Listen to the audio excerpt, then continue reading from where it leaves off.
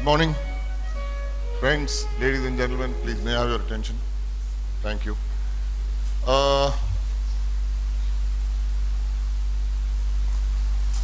Today is also going to be another packed day, and we have some rather substantial themes that we intend to tackle in the different sessions. The first one is a pretty solid one because frequently it has been, not just frequently, I think consistently it has been believed that politics and cinema don't mix.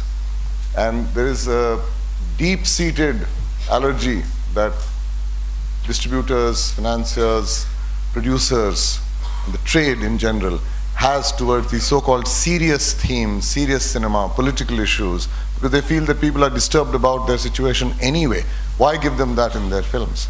So it's interpreted by these decision makers that the audience actually is allergic to this. They don't want to see this.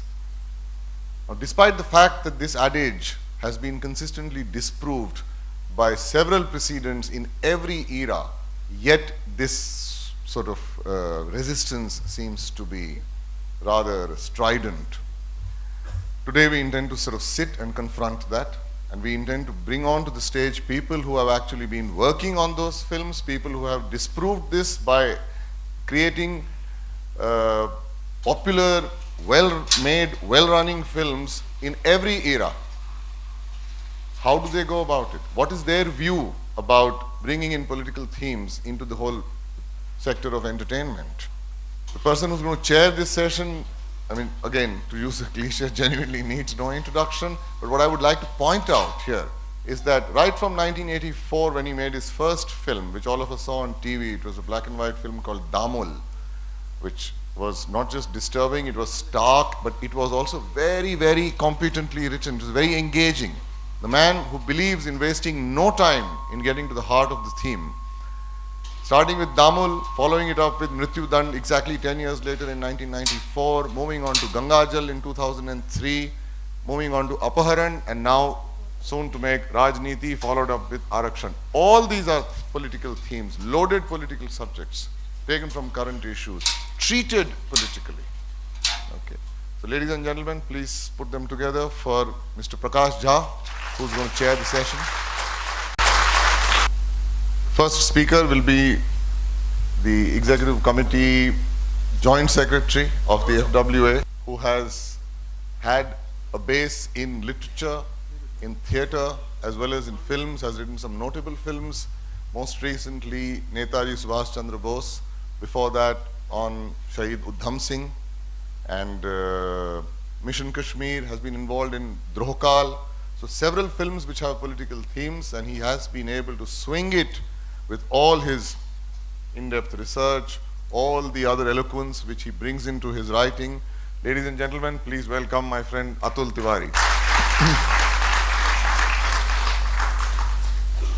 All of you must have seen Maine Gandhi Ko Nahi Mara. Very unusually, he had taken this particular, particular nightmare, the scary fantasy of this gentleman, this character, about why sort of he believes actually that Gandhi has been repeatedly assassinated. Okay, and playing with that plot device, he worked in an entire political treatise almost on what is the relevance of Mahatma Gandhi today. Ladies and gentlemen, please welcome Janu Barua.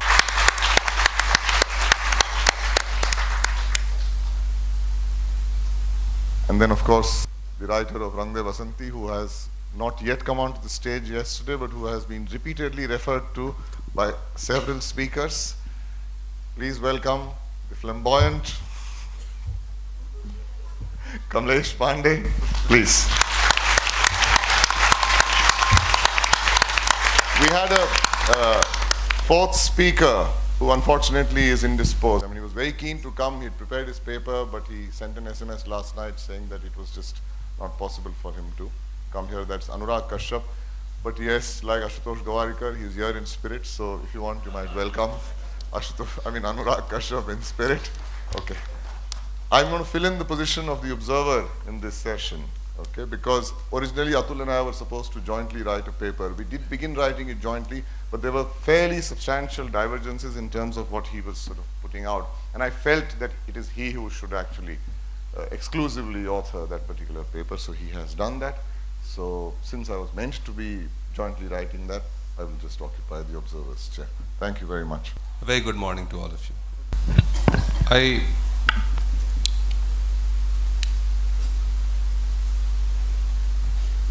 am constantly gripped by fear whenever I'm trying to write a script, because from the idea to the story and eventually the screenplay, the whole process is so complicated, so time consuming, and so uncertain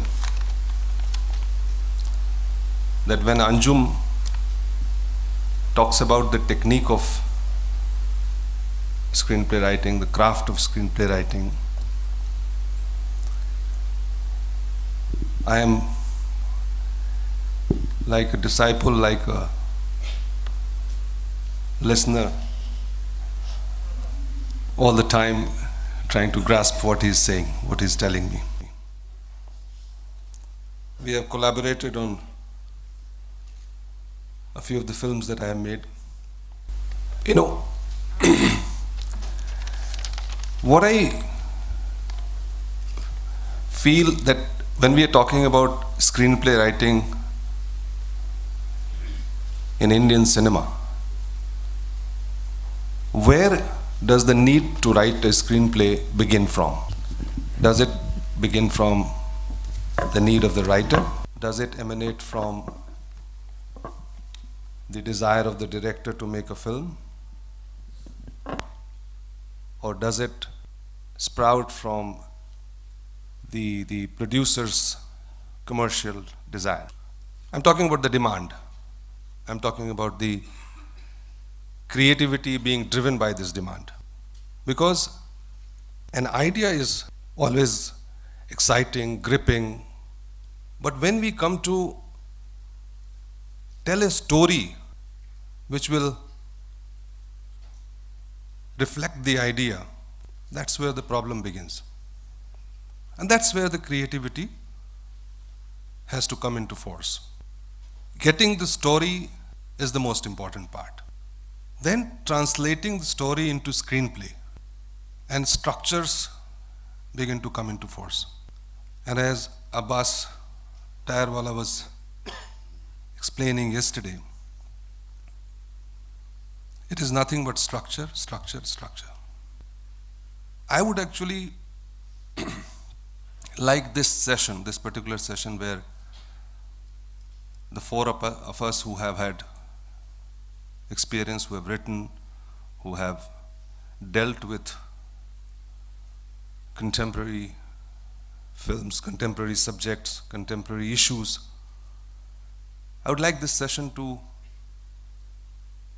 become kind of a sharing, kind of a constructive session where we, in the knowledge and in the background of the fact that although there has been a remarkable, I must say, a remarkable number of subjects, improvements in screenplay writing, the interest in screenplay writing, which has come to fore in the Indian cinema, and many films today are breaking the norm of the usual so-called mainstream cinema, are being noticed, are being critically acclaimed, are being successful. How can we, take lessons from them? How can we be more constructive? How can we add on? How can we share and contribute? The very fact that so many of us have gathered here together and are seriously talking about the screenplay writing, which is we all know, which is the main raw material for making a film. I mean, I always keep telling, and if we have a good script and screenplay, we can't really make a very bad film. It's the most important. So going back to the fact that where does it start? I mean, do we have independent screenplay writing? Do we see it happening here? Are we actually, as writers, as thinkers, as reflectors of social issues, are we independently writing scripts and screenplays, or are we collaborating most of the times with directors, or are we listening to the demands of the box office? For me personally, it takes an extremely long time. I mean, I have never been able to write a screenplay in less than 4 or 5 years. It takes me that much time. It takes me a lot of collaboration. I mean, I collaborate with co-writers, I write and rewrite, and I'm able to arrive at this, eventually this structure on the editing table. But I'm still scared of tackling issue-based films. I would like, the members on the dais here and experienced members from the audience also to share, to make this a most constructive session where we take the politics of the cinema, as the session is called, or political subject, social subject, issue-based subject. We give it the due importance, and we do understand that it can be an extremely responsible form of entertainment as well. Political cinema in India is, as we know, is not a new phenomenon. We have been making political cinema, and as Atul was saying, that there can't be anything which is not political. I mean, if you really interpret, even "I love you" is a heavily loaded political statement. Well, he will come to that, but I would like to, going through books and some research, just a trivia, the very first political film which was made in this country was in the year 1921, and it was a film called Bhakt Vidur, made by Seth Dwarka Das Narayan Das. He was popularly called as DN in his time. Sampath, who was the proprietor of Kohinoor Studios.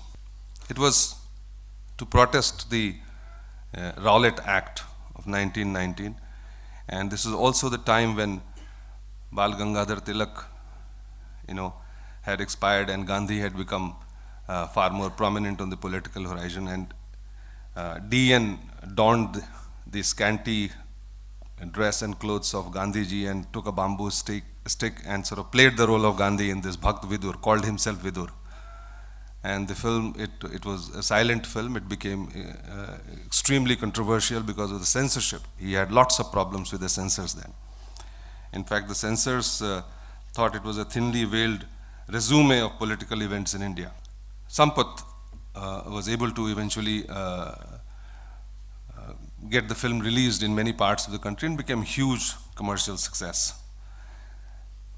The political cinema, or the so-called contemporary cinema that we are seeing today is very exciting.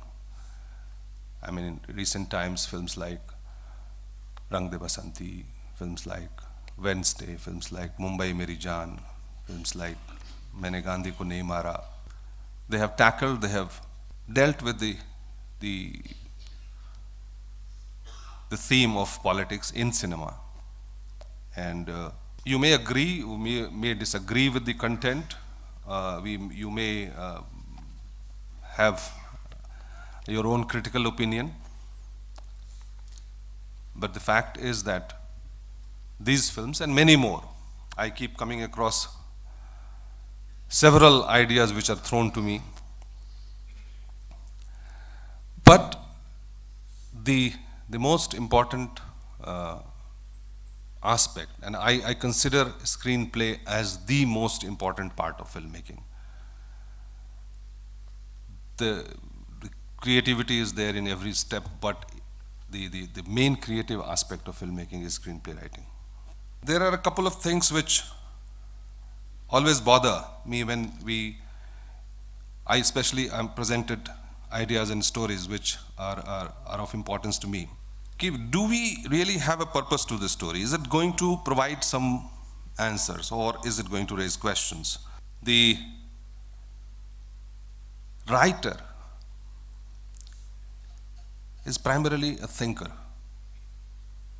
When he encounters an event, when he deals with an issue, what are the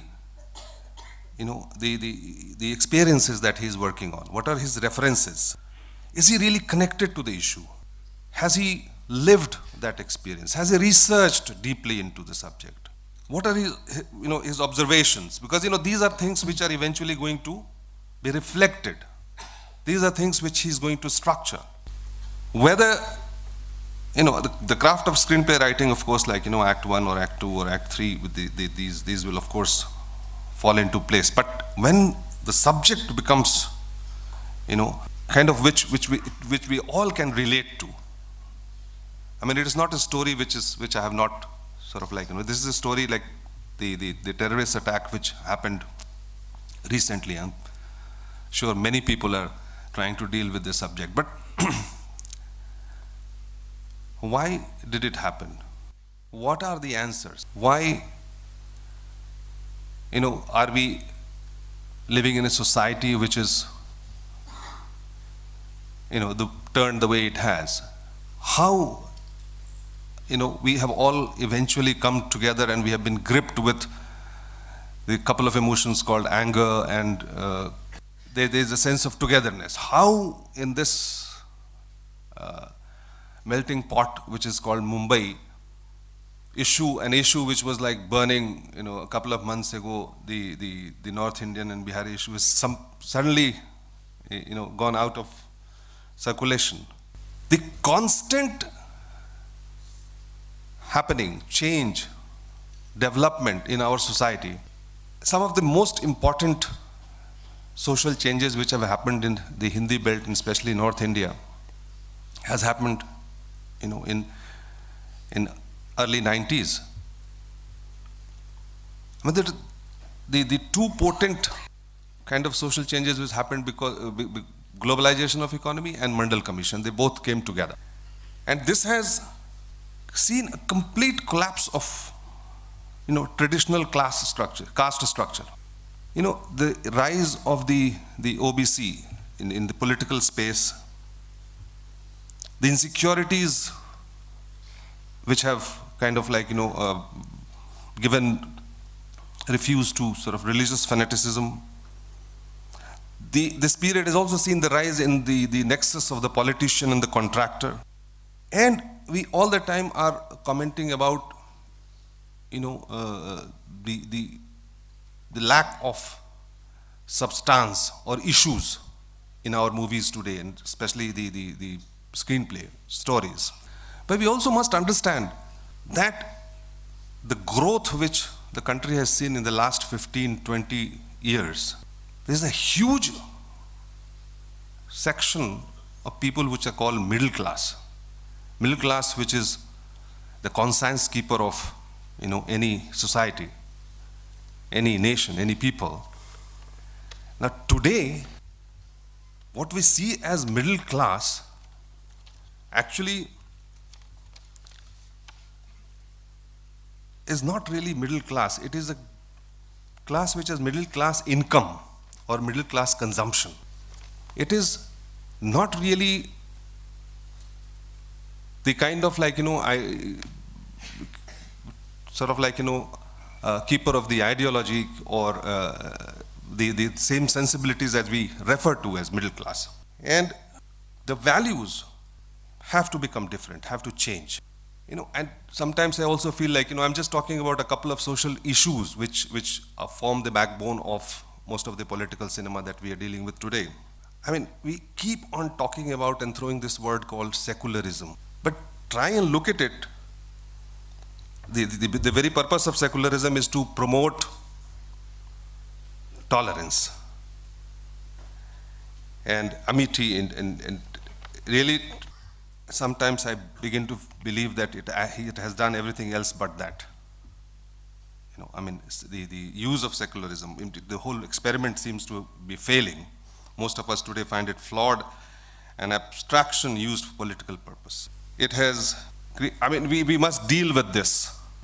We talk about religion. Who would have said that religion will become so important, like they had predicted demise of religion in the 19th century. But look what has happened. In the 21st century, we find religion stronger than ever. It has re-emerged from its isolation and marginalization in a big way. So secularism, religion, politics, social changes, unless and until we are connected to the issues, unless and until we have lived them, experienced them, as a writer, as thinker, we will find it difficult to come with credible screenplays, stories.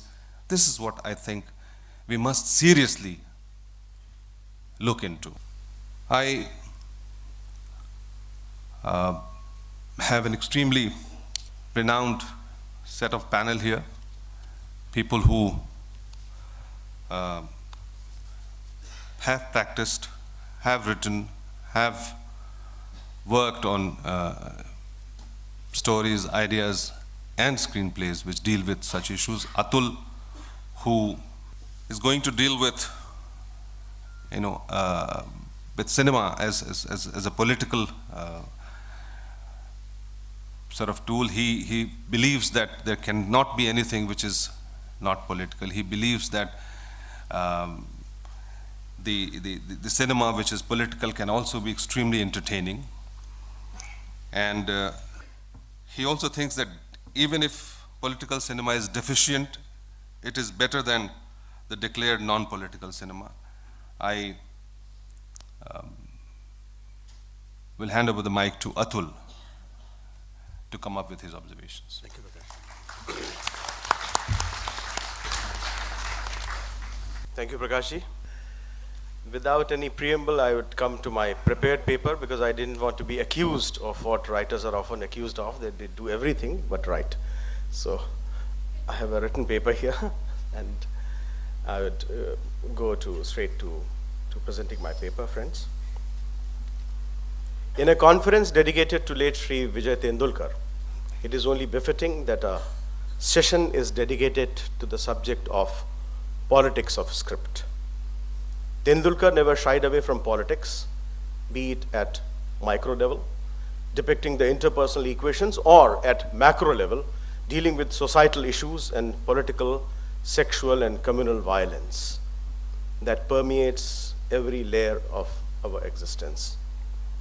In an ironic sense, it is also apt to talk about politics of the script today, when after the 26/11 and the terrible attack on our city,